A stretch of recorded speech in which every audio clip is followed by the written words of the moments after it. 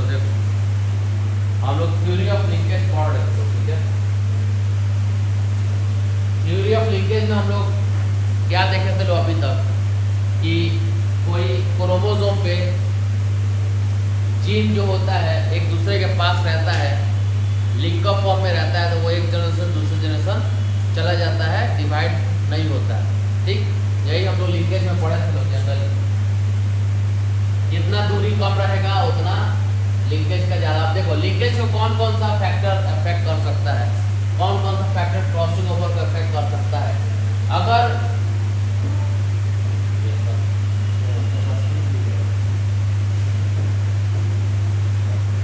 चलो देखो लिंकेज को क्या क्या फैक्टर अफेक्ट कर सकता है।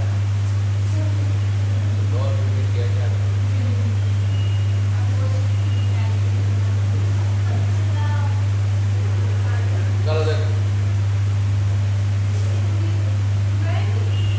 अगर दो जीन के बीच में ये मान लो ए बी, जितना डिस्टेंस ज्यादा रहेगा क्रॉसिंग ओवर उतना ज्यादा होगा और लिंकेज उतना कम होगा। मतलब कि दो जीन के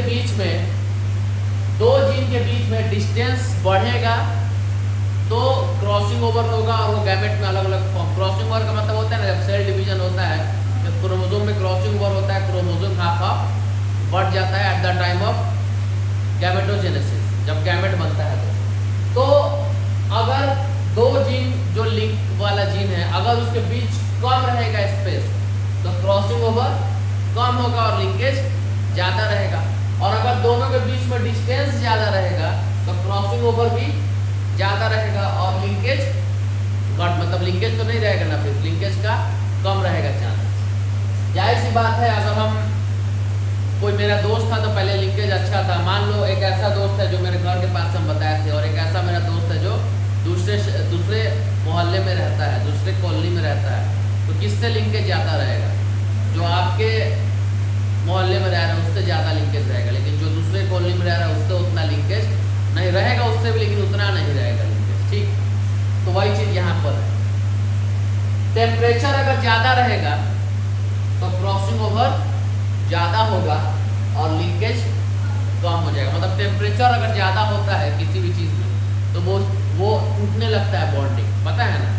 तुम लोग बॉन्डिंग ये पढ़े होगे सब। अगर हीट करते हैं तो बॉन्ड टूटता है, यस और नो? बहुत सारे बॉन्ड टूटते हैं हीट करने पे।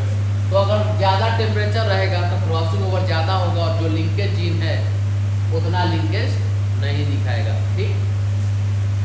अगर एक्सरे रे का अगर यूज कर रहा है ज़्यादा तो भी क्रॉसिंग ओवर होगा और तो भी लिंकेज कम होगा, ठीक। नहीं एक्सरे है, एक्सरे अल्फा है, ठीक। अब देखो,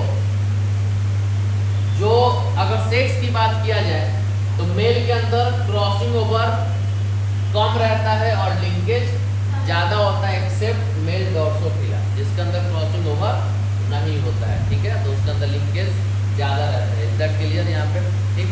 अब देख, एक ये है टर्म है कि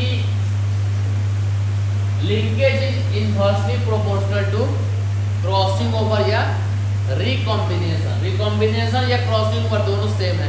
रिकॉम्बिनेंट का मतलब भी क्या होता है? दो क्रोमोसोम आएगा एक दूसरे को, फिर एक दूसरे से अलग अलग पटेगा, आपस में रिकॉम्बिनेंट बन जाएगा, यही नहीं था रिकॉम्बिनेंट। अब क्रॉसिंग ओवर यही कहता है कि दो क्रोमोसोम पट जाएगा अलग अलग आपस में, फिर आधा आधा पट के फिर क्रॉसिंग ओवर होगा। तो लिंकेज अगर ज़्यादा क्रॉसिंग ओवर हो रहा है, ज़्यादा रिकॉम्बिनेंट हो रहा है, तो फिर लिंकेज क्या होगा? लिंकेज घट जाएगा।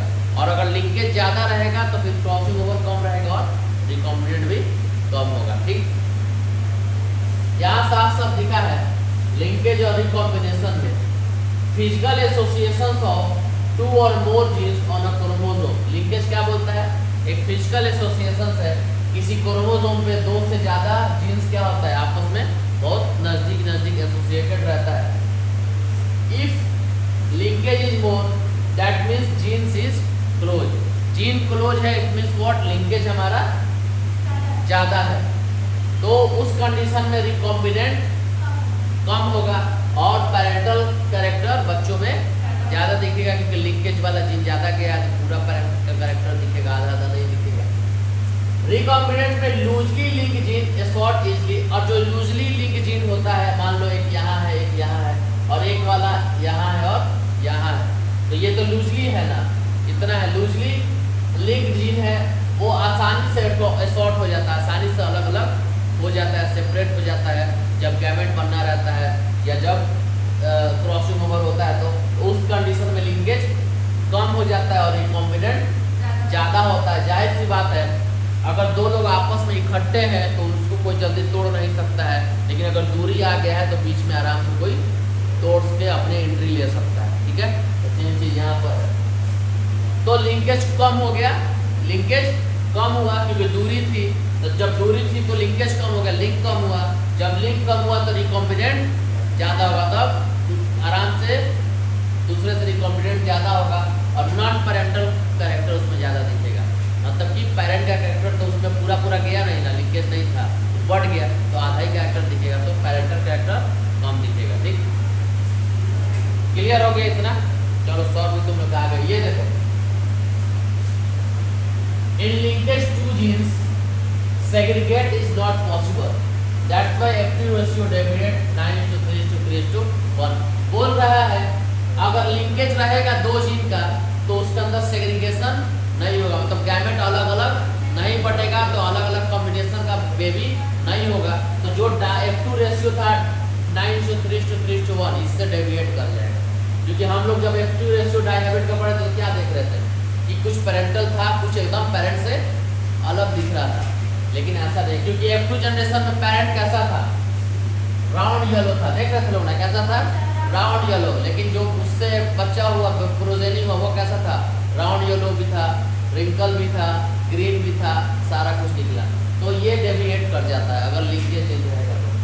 मॉर्गन ने वही बोला कि when two genes in dihybrid cross are located on a same chromosome, then the proportion of parental gene combination in the progeny was much higher than a non-parental or recombinant gene।